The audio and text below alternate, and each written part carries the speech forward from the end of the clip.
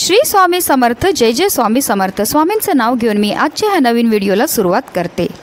पंचांगानुसार यावर्षी अश्विन महिन्यातील पौर्णिमा 16 ऑक्टोबरला म्हणजेच बुधवारी रात्री 8:40 सुरू होईल, तर ती दुसऱ्या दिवशी म्हणजे 17 ऑक्टोबर रोजी संध्याकाळी 4:56 असणार आहे। त्यानुसार 16 ऑक्टोबर रोजी कोजागिरी पौर्णिमा ही साजरी केली जाईल। अश्विन पौर्णिमा ही कोजागिरी पौर्णिमा किंवा शरद पौर्णिमा म्हणून साजरी केली जाते।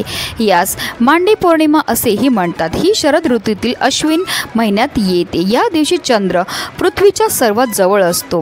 ह्या दिवशी करणाऱ्या व्रताला कोजागर व्रत म्हणतात। या दिवशी उपवास करून रात्री लक्ष्मी व ऐरावत रूढ इंद्र यांची पूजा करावी। या पूजेनंतर रात्री चंद्राला आटीव दुधाचा नैवेद्य दाखवायचा असतो।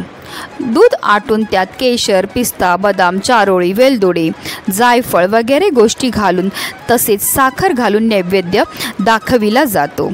देव व पितर यांना नारळाचे पाणी व पोहे समर्पण करावे, तसेच ते आप्तेष्टांसह स्वतःही सेवन करावे। दुधात मध्यरात्री पूर्ण चंद्राची किरणे पडू देतात आणि ते दूध मग प्राशन केले जाते। उत्तर रात्रीपर्यंत जागरण केले जाते। अशी आख्यायिका सांगितली आहे की या दिवशी उत्तरात्री साक्षात माता लक्ष्मी चंद्रमंडळातून पृथ्वीवर उतरते व लक्ष्मी देवी येऊन कोजागरीत असे विचारते, म्हणून या दिवसाला कोजागिरी म्हणतात। या दिवशी भक्त जागरण करतात व लक्ष्मी देवीच्या स्वागताकरता घरामध्ये, मंदिरामध्ये तसेच घाटावर दीप प्रज्वलित करतात। कोजागिरी पौर्णिमेच्या मध्यरात्री देवी महालक्ष्मी आपल्या कमलांमध्ये वर आणि अभय घेऊन भाविकतेने आपले व्रत करणाऱ्याला प्रसन्न होते। जो मनुष्य जागून माझी पूजा करत असेल त्याला मी अपार धनधान्य देईल असे ती म्हणते। दरवर्षी करण्यात येणारे हे व्रत लक्ष्मीला संतुष्ट करण्यासाठी केले जाते। त्याने लक्ष्मी प्रसन्न होऊन समृद्धी लाभते, पण मृत्यूनंतर परलोकातही सद्गती मिळते। तसेच कोजागिरी पौर्णिमेला धनाची देवी लक्ष्मीचा जन्मदिवस असतो, म्हणून या दिवशी धनप्राप्तीसाठी घरामध्ये सुख समृद्धीसाठी अनेक उपायसुद्धा केले जातात। आणि म्हणूनच आपल्याला कोजागिरी पौर्णिमेच्या दिवशी एक सुपारीचा अतिशय प्रभावी उपाय करायचा। हा उपाय केल्यामुळे मोठ्यात मोठ्या कर्जापासून आपली मुक्तता होणारच आहे, पण आपलं 7 पिढ्यांचं दारिद्र्य नष्ट होऊन आपल्या संपूर्ण कुटुंबाची भरभरून अशी प्रगती होणार आहे। अतिशय प्रभावी असा उपाय, ज्याबद्दल सविस्तर आणि महत्त्वाची अशी माहिती मी तुम्हाला या व्हिडिओमध्ये देणार आहे। तर व्हिडिओ पूर्ण पहा आणि जर तुम्ही माझ्या चॅनलवर नवीन असतील तर चॅनलला सबस्क्राईब करा आणि शेजारी बेल आयकॉनसुद्धा प्रेस करा। यंदा कोजागिरी पौर्णिमेचा प्रारंभ आज म्हणजे रात्री 8:40 होणार आहे आणि उद्या म्हणजे 17 ऑक्टोबरला संध्याकाळी 4:56 होणार आहे। म्हणून आपल्याला 2 दिवस कोजागिरी पौर्णिमा ही साजरी करता येणार आहे।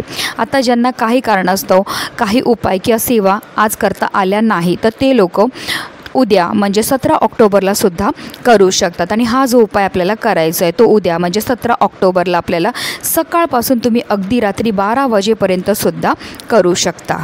कर्जमुक्ती करता, लक्ष्मी प्राप्ती करता सर्वात प्रभावी असा हा उपाय। तर आपल्याला काय करायचं आहे, उद्या म्हणजे गुरुवारच्या दिवशी आपल्याला सकाळी लवकर उठायचं आहे, स्नान करायचे। स्नान केल्यानंतर आपल्याला स्वच्छ वस्त्र हे परिधान करायचे। जर तुम्हाला शक्य असेल तर लाल किंवा पिवळ्या रंगाचे वस्त्र हे परिधान करा। त्यानंतर तुम्हाला सूर्यदेवाला जल हे अर्पण करायचं। हे जल अर्पण करताना तुम्हाला ओम आदित्याय नमः, ओम सूर्यदेवाय नमः या मंत्राचा जप हा करायचा। त्यानंतर सर्वप्रथम आपल्या देवघरामध्ये दिवा हा प्रज्वलित करून घ्यायचा आहे, कारण कोणतीही सेवा किंवा कोणताही उपाय जो आहे तो आपल्याला अग्नीच्या साक्षीने करायचं आहे। तसंच गुरुवार आहे म्हणून आवर्जून आपल्याला आपल्या मुख्य प्रवेशद्वारावर हळदीचं लेपनसुद्धा उंबरठ्यावर करायचं आहे। तसेच आपल्याला आपलं मुख्य प्रवेशद्वार स्वच्छ पुसून घ्यायचं आहे, त्यावर आपल्याला हळदीने एक स्वास्तिक काढून घ्यायचं आहे। तसेच मुख्य प्रवेशद्वारावर आपल्याला आंब्यांच्या पानांचं तोरण हे लावायचं आहे। मुख्य प्रवेशद्वाराच्या बाहेर आपल्याला थोडंसं हळद घालून पाणीसुद्धा शिंपडायचं आहे। तसेच आपल्याला मुख्य प्रवेशद्वाराच्या बाहेर रांगोळीसुद्धा काढायची आहे आणि त्यामध्ये आवर्जून आपल्याला लक्ष्मीची पावलंही काढायची आहेत। एका पावलावर आपल्याला हळद आणि एका पावलावर आपल्याला कुंकू हे अर्पण करायचं। अशा रीतीने माता लक्ष्मीच्या स्वागताकरता आपल्याला ह्या सर्व उपाय आणि सेवा हे करायचे आहेत आणि त्यानंतर तुम्ही हा जो उपाय आहे तो दिवसभरामध्ये कधीही करू शकतात। हिंदू धर्मात पूजेवेळी सुपारीला विशेष महत्त्व आहे। पानासोबत सुपारी देखील पूजेत ठेवली जाते। गणेशाला सुपारी प्रिय आहे आणि जेव्हा पूजा केली जाते तेव्हा प्रथम उपासक गणेश आणि गौरीचे प्रतीक सुपारीच्या रूपात वापरतात। भगवान विष्णू आणि देवी लक्ष्मीच्या पूजेमध्ये सुद्धा सुपारीचा वापर हा केला जातो आणि सुपारी संबंधित असे काही उपाय आहेत जे केल्याने आपल्या धनात वाढ होते, त्यासोबतच सुख समृद्धी वाढते आणि म्हणूनच आपल्याला आवर्जून कोजागिरी पौर्णिमेच्या दिवशी सुपारीपासून प्रभावी उपाय हा करायचा आहे। तर ह्या उपायाकरता आपल्याला एक सुपारी ही लागणार आहे। जी आपण सुपारी घेणार आहे ती नवीन असावी। अगोदर पूजेमध्ये वापरलेली सुपारी आपल्याला अजिबात घ्यायची नाही आहे।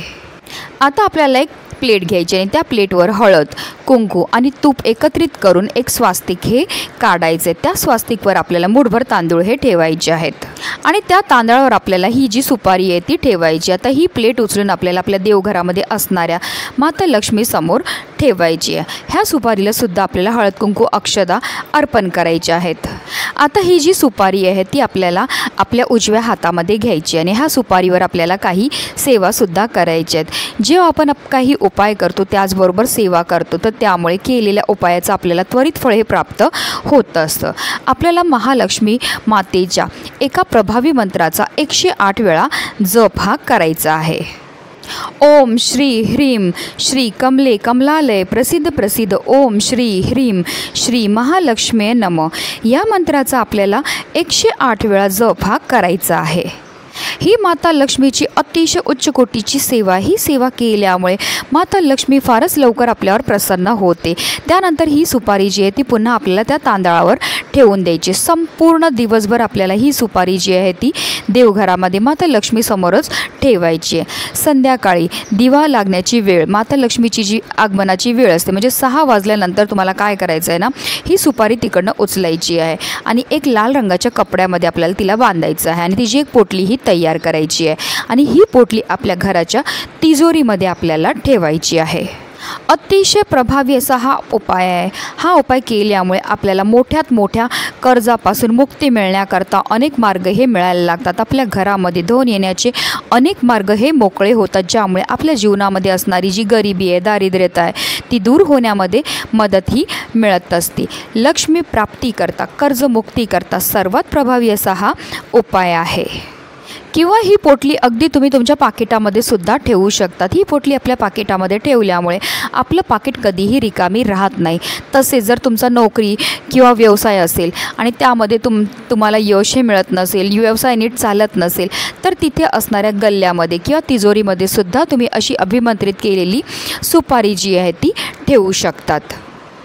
म्हणूनच व्हिडिओ जास्तीत जास्त लोकांपर्यंत शेअर करा, जेणेकरून प्रत्येकाचं आयुष्याचं कल्याण हो हीच मनामध्ये इच्छा।